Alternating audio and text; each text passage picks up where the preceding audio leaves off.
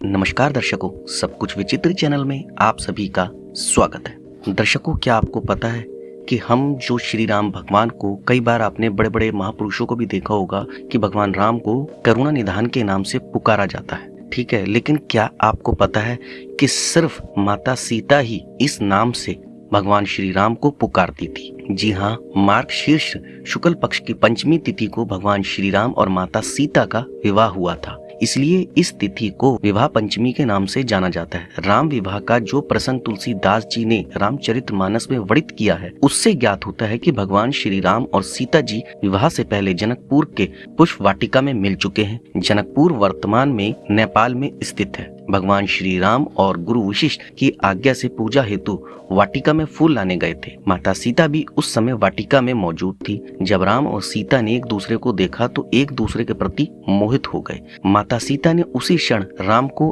पति रूप में स्वीकार कर लिया था। माता सीता इस बात से चिंतित थी कि पिता द्वारा रखी गई शिव धनुष भंग की शर्त को किसी और ने पूरा कर दिया तो राम उन्हें पति रूप में नहीं प्राप्त होंगे। अपने मन की चिंता को दूर करने के लिए माता सीता अपनी आराध्य देवी माँ पार्वती की शरण में गई। तुलसीदास जी ने लिखा है कि सीता की मनोदशा को समझकर माता पार्वती उन्हें समझाती है कि राम साक्षात परमेश्वर है, ये सबकी मनोदशा को समझते हैं। भगवान श्री राम ने ही शिव को मुझसे विवाह के लिए प्रेरित कर मेरी तपस्या को सफल किया, इसलिए तुम भी मन से चिंता निकाल दो, राम ही तुम्हें पति रूप में प्राप्त होंगे। तुलसीदास जी ने इस संदर्भ को इस प्रकार दोहे में स्पष्ट किया। करुणा निधान सुजान सिलु स्नेहु जानत रावरो।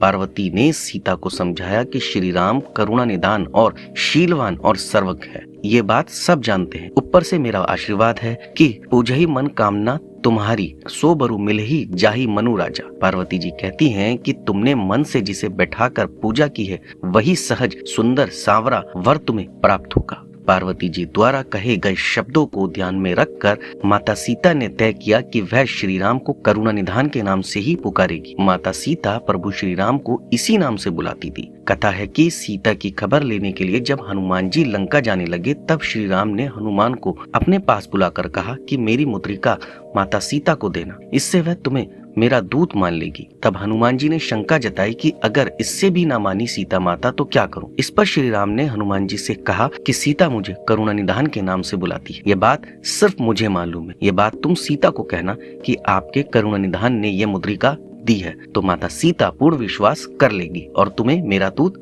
मान लेगी। तो है ना दर्शकों, कितनी रोचक कथा कि सिर्फ एक पत्नी जो स्वयं माता थी, वो अपने पति को करुणा निधान के नाम से पुकारती थी। और अब आपको पता लग गया होगा कि भगवान श्री राम को करुणा निधान भी क्यों कहा जाता है, लेकिन ये नहीं पता होगा कि करुणा निधान सिर्फ माता सीता बोलती थी। तो दर्शकों, अब आपको बताना होगा आपको हमारी ये जानकारी कैसी लगी। आप हमें कमेंट के माध्यम से बता सकते हैं। आप हमारी जानकारी को ज्यादा से ज्यादा शेयर कीजिए, लाइक कीजिए और चैनल को सब्सक्राइब कीजिए और बेल आइकन को दबाना बिल्कुल ना भूलें, ताकि समय समय पर आपको इस प्रकार की सभी महत्वपूर्ण जानकारियां प्राप्त हो सके। धन्यवाद दर्शकों।